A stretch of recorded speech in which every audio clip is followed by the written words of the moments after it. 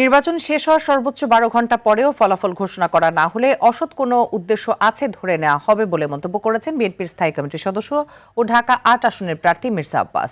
তিনি বলেন, ভোট গণনায় দীর্ঘসূত্রিতা মেনে নেবে না বিএনপি। রাজধানীর নয়াপল্টনে হাব বাইরা ও অ্যাটবের যৌথ আয়োজনে নির্বাচনী মতবিনিময় সভায় তিনি এসব কথা বলেন।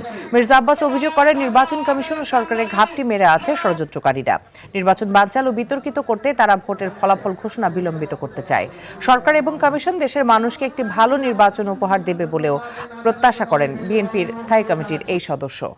কারণ আপনাদের বুঝতে হবে যে বিএনপির বিরুদ্ধে এখন পর্যন্ত ষড়যন্ত্র বন্ধ হয় নাই।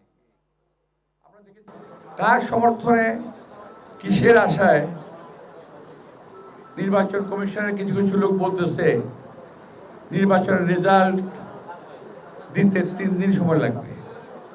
কেন ভাই 12 ঘন্টার বেশি দেরি করে? তাহলে বুঝতে হবে তাদের ভিতরে অসৎ কোনো উদ্দেশ্য আছে। আমরা কোনো অসৎ উদ্দেশ্যকে প্রশ্রয় আমরা দেব না। দরকার পড়লে নির্বাচনের আগেই আমরা আন্দোলন গড়ে তুলব।